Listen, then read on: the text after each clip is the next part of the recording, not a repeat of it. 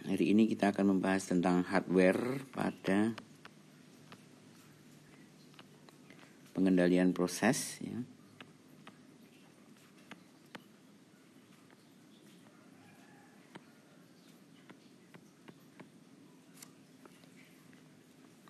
Oke, di sini untuk menjelaskan tentang hardware pada pengendalian proses ini, kita lihat dulu contoh satu sistem yang pernah kita bahas sebelumnya, yaitu pada liquid heating tank, ya.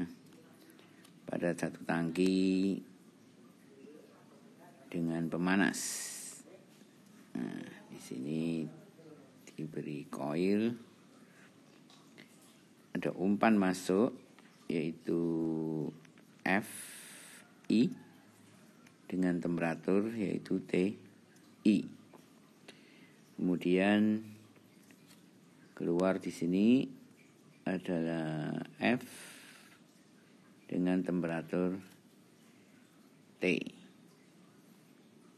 Ini adalah tangki berpengaduk. Temperatur di dalamnya adalah T, sama dengan temperatur yang keluar dari tangki itu. Di sini diberi steam, ya, sebagai pemanas.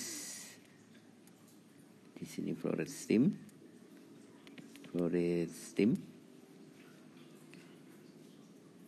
Nah, seperti ini.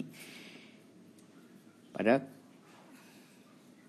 sistem tangki ini kita memiliki pengendalian atau variabel yang kita kendalikan. Ya, kita sebut kontrol variabel, dan ini manipulatif variabel, ya. Variabel yang kita kendalikan adalah temperatur pada liquid ini, ya. Sebagai contoh di sini kita mengendalikan temperatur melalui apa variabel yang dapat kita gunakan untuk mengontrol atau mengendalikan temperatur ini, yaitu melalui mengatur flow rate dari steam, yaitu melalui manipulasi pada flow rate steam. Ini. Pada sistem yang seperti ini tanpa pengendalian, ini kita sebut dengan open loop. Open loop artinya sistem ini terbuka, ya kan. Kalau terjadi perubahan temperatur, maka akan menyebabkan terjadi juga perubahan temperatur pada Ti, akan menyebabkan perubahan temperatur pada T di sini. Sini kalau kita lihat, T ini yang kita kontrol, flow rate steam ini adalah yang kita manipulasi. Berarti load variabelnya adalah variabel T, ya. T maupun Fi, ya kan. Ini berarti sebagai load variabel. Kalau kita sebut di sini load variabelnya adalah Ti. Gangguannya.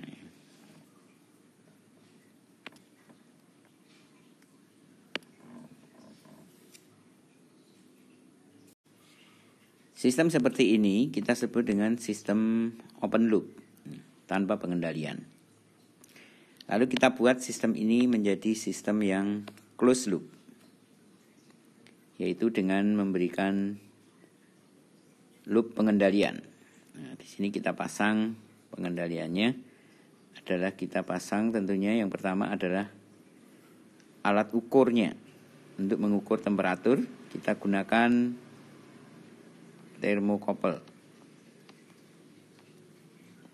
Kita gunakan termokouple untuk membaca temperatur cairan yang ada di dalam tangki. Keluar dari tangki nanti kita dapatkan temperatur cairan itu, yaitu T. Lalu kita masukkan dia ke komparator, kita bandingkan dengan desired value-nya, yaitu nilai yang kita inginkan, yaitu TD. Kemudian keluar dari sini akan kita peroleh error, lalu akan masuk ke controller. Ya, di sini error akan masuk controller.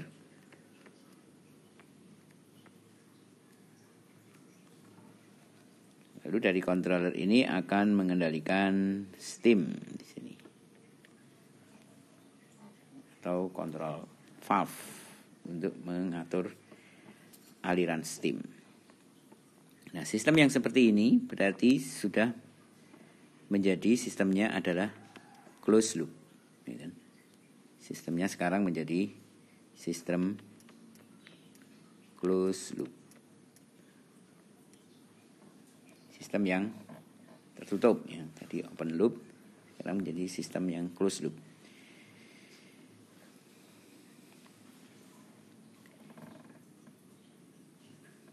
Nah, ini adalah salah satu contoh konfigurasi pengendalian dalam sebuah tangki pemanas ya.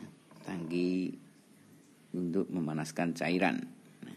Sekarang kita lihat hardware apa saja yang digunakan di dalam pengendalian ini. Kita lihat hardware apa saja yang digunakan. Yang pertama adalah proses itu sendiri ya. Proses ini ada dua, bisa jadi physical, bisa jadi proses itu adalah chemical. Kalau ada reaksi kimia berarti chemical ya. Kalau dalam proses seperti ini, dalam contoh yang kita berikan ini berarti prosesnya adalah proses physical. Hanya mengendalikan atau hanya pencampuran memanaskan cairan dalam tangki ya, menggunakan pemanas steam. Ini adalah proses fisis, tidak ada reaksi kimia di dalamnya.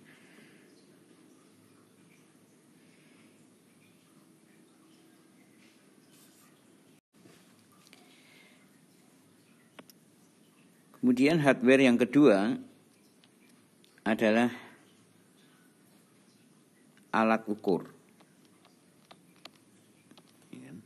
Alat ukur.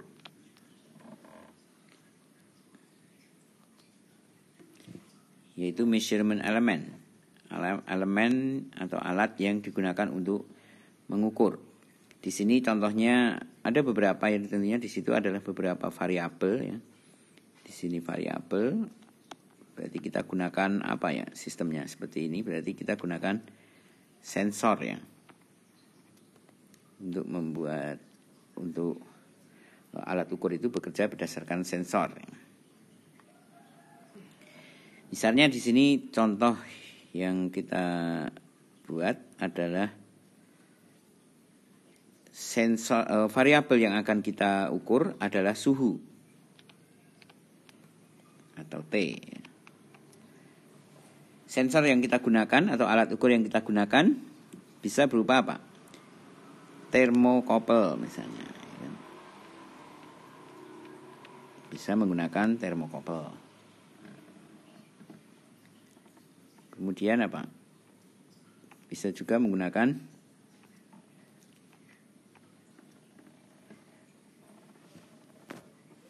resisten temperatur ya. Jadi kalau di dalam elektronik itu mereka memiliki namanya resisten temperatur. Itu semacam resistor yang kalau terkena panas maka resistansinya menurun, sehingga dari sana dia bisa memanipulasi arus listrik, sehingga bisa dimanfaatkan untuk sensor suhu. Artinya ketika suhunya naik, resistansinya menurun, berarti arusnya meningkat. Maka ini bisa digunakan untuk sensor suhu. Nah, ini orang elektronik nanti yang paham tentang konsep ini ya. Alatnya apa? Kalau kita teknik kimia cukup mengetahui saja alat yang digunakan untuk sensor variabel suhu itu apa ya.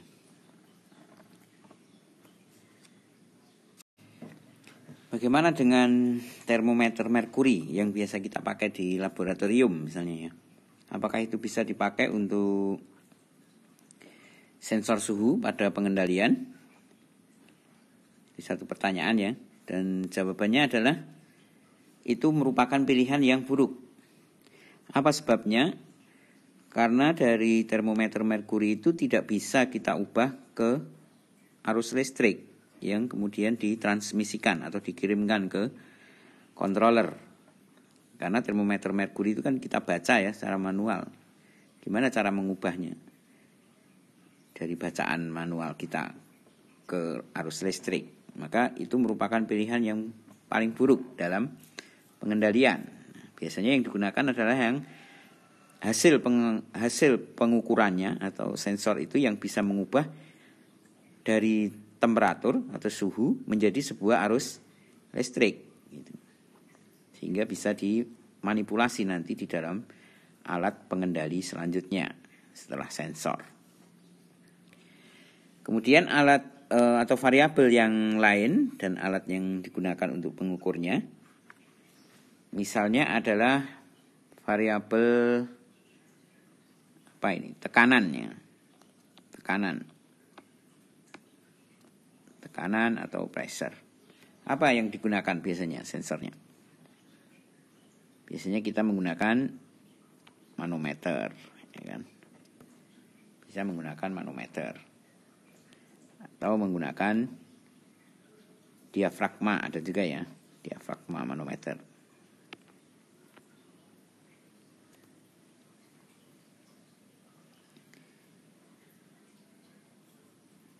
Dan ini selalu berkembang untuk alat-alat sensor pengukurannya ini. Ya.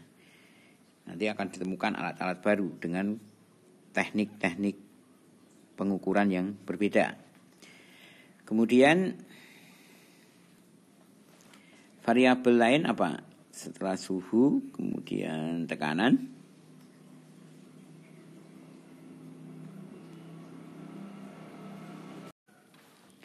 Variabel lain yang sering kali kita ukur atau yang kita ukur yaitu adalah aliran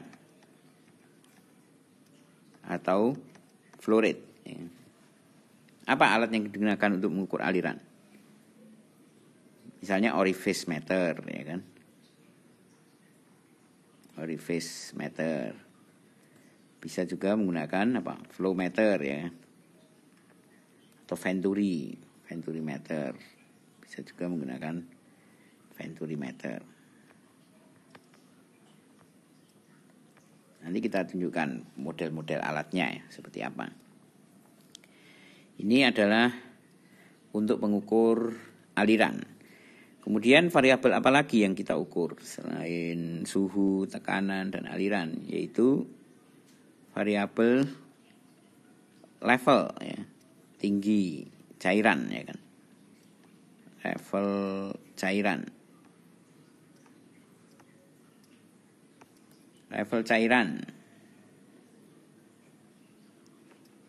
Level cairan kita gunakan apa? Yang bisa mengetahui level cairan dan mengubahnya, sensor itu bisa mengubahnya menjadi arus listrik.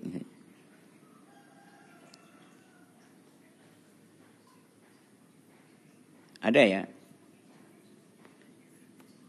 yaitu differential pressure level. Nah, itu ada itu, differential pressure. Jadi tekanan udara yang ada di atas permukaan cairan itu kan akan berubah kalau level cairannya naik, ya kan? Level cairannya naik, volumenya menurun. Berarti kalau tangki tertutup ya, volumenya menurun, maka tekanannya akan meningkat. Nah, tekanan yang dihasilkan itu berarti akan menunjukkan level cairan yang ada di dalam tangki. Itu cara kerjanya seperti itu.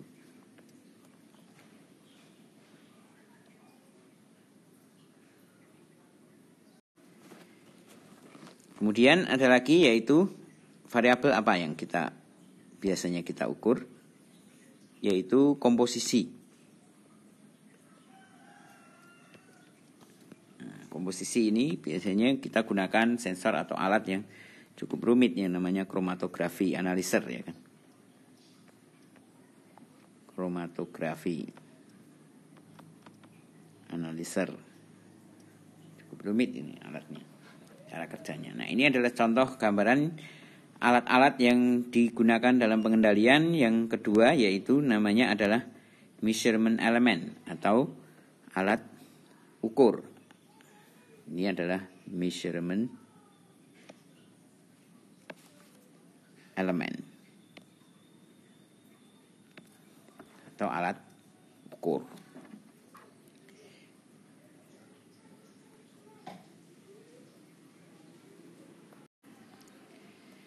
Kemudian alat yang ketiga yaitu transducer. Yang ketiga disebut dengan alatnya disebut dengan transducer.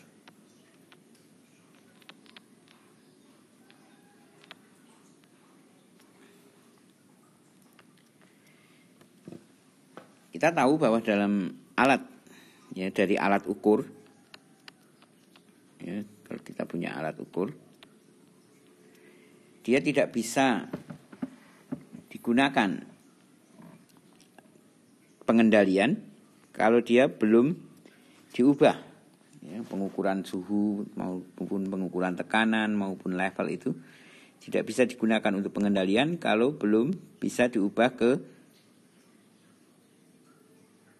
suatu besaran fisik, ya kan? Suatu besaran fisis. Apa itu contohnya besaran fisis di situ? Misalnya adalah voltase tegangannya atau arus ampere, ya, arus listrik. Tidak bisa digunakan alat ukur itu dalam pengendalian kalau belum diubah ke voltase atau arus. Seperti yang kita contohkan tadi, termokouple misalnya. Dengan adanya panas, maka kemudian panas itu akan menghasilkan arus tertentu. Ya, dari dua logam yang dihubungkan itu nanti akan menghasilkan satu arus atau voltase tertentu. Jadi kalau sudah bisa diubah ke besaran fisis ini, maka besaran fisis ini bisa ditransmisikan. Sehingga dari alat ukur itu diubah ke besaran fisis. Baru besaran fisis ini bisa ditransmisikan. Jadi bisa kita transfer atau kita alirkan kalau sudah menjadi voltase atau arus listrik. Nah, inilah alat yang digunakan untuk mengubah dari variabel terukur tadi menjadi sebuah besaran fisis, yaitu voltase dan arus listrik. Nah, inilah yang disebut dengan alat itu disebut dengan transducer. Hardware yang keempat yaitu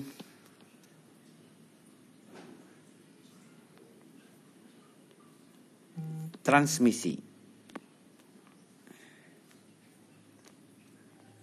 Transmisi, ya, atau transmission line, jalur transmisi, ya kan. Transmission line, ya, kabel, ya, atau mungkin pipa, ya. Ini adalah jalur transmisi. Apa tugasnya transmission line ini? Yaitu membawa sinyal dari sinyal alat ukur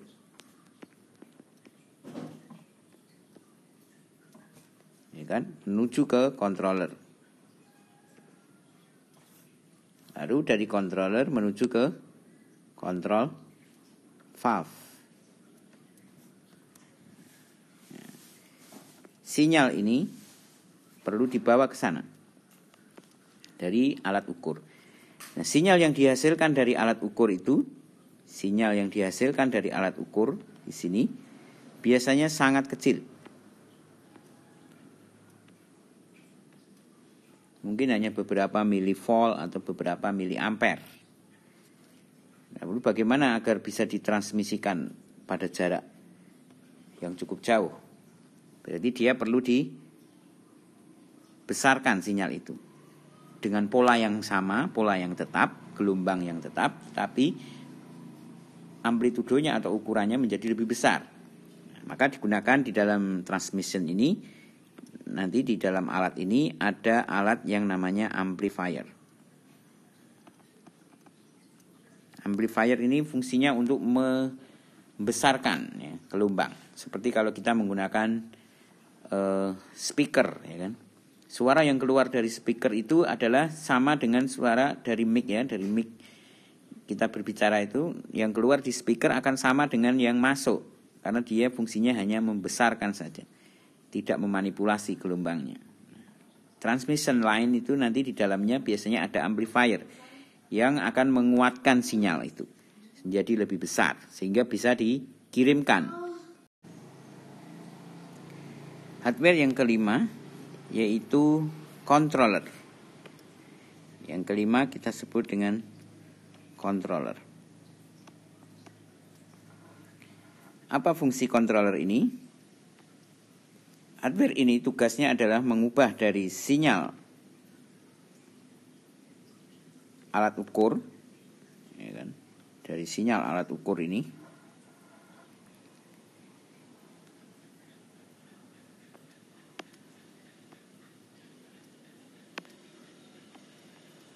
mengubah dari sinyal alat ukur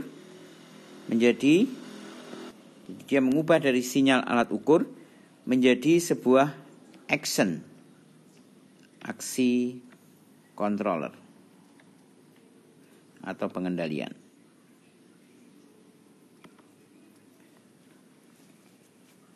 Jadi mengubah dari sinyal alat ukur menjadi sebuah aksi pengendalian. Misalnya sinyal suhu naik, lalu aksinya apa? Aksinya adalah membuka keran. Di sini fungsi controller adalah mengubah itu. Sinyal arus, biasanya sinyalnya ini adalah berupa arus listrik, ya kan? Arus listrik. Lalu aksi kontrolernya nanti adalah berupa berapa persen bukaan keran, ya kan?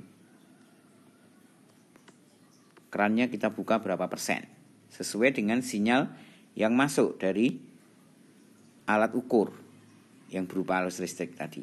Jadi controller yang mengubahnya menjadi sebuah aksi pengendalian.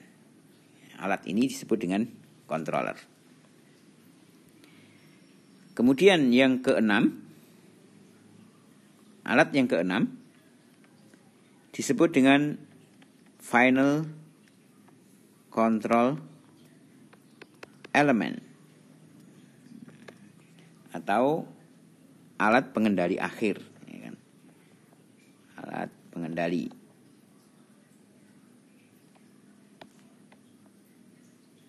Akhir ya dalam rangkaian ini. Contoh dari final control element apa contohnya yang biasa kita kenal?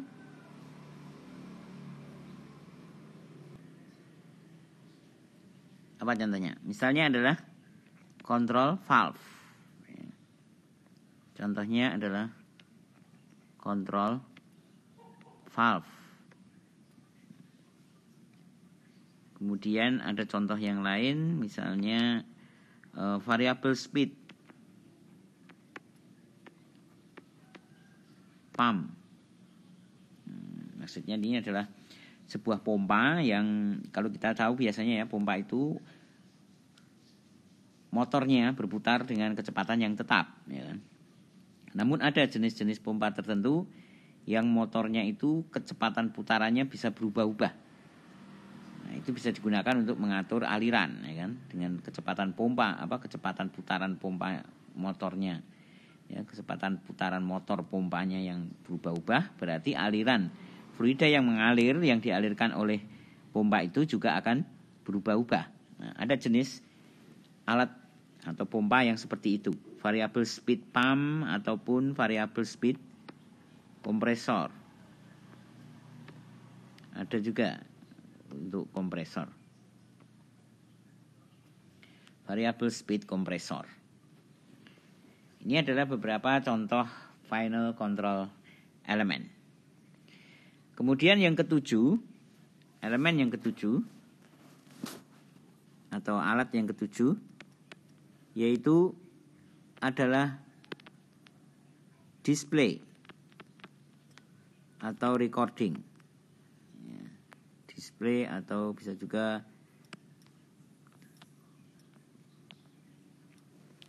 recording. Di sini adalah alat yang digunakan untuk mencatat atau menunjukkan mencatat atau menunjukkan ya, mencatat atau menunjukkan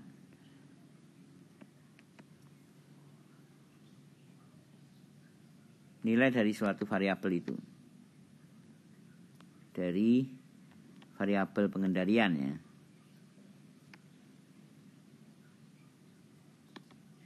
Misalnya nilai suhunya ya kan, dan sebagainya, itu kan harus ditampilkan. Nah, apa bentuknya? Yang kita tahu display atau recording itu biasanya apa, berupa apa? Display LCD, liquid crystal display ya kan, alat-alat display yang kita tahu itu, monitor ya kan. Ini contohnya yang paling sering kita temui. Baik, demikian tadi adalah untuk pengenalan introduction to process control ya. Dan itu tentang hardware pada pengendalian proses. Dan ini adalah bagian akhir pada pengendalian proses di teknik kimia. Nanti kita akan masuk ke bagian selanjutnya, yaitu tentang pemodelan matematis dalam pengendalian proses di teknik kimia. Saya rasa cukup untuk pertemuan kita hari ini. Kita akhiri. Assalamualaikum warahmatullahi wabarakatuh.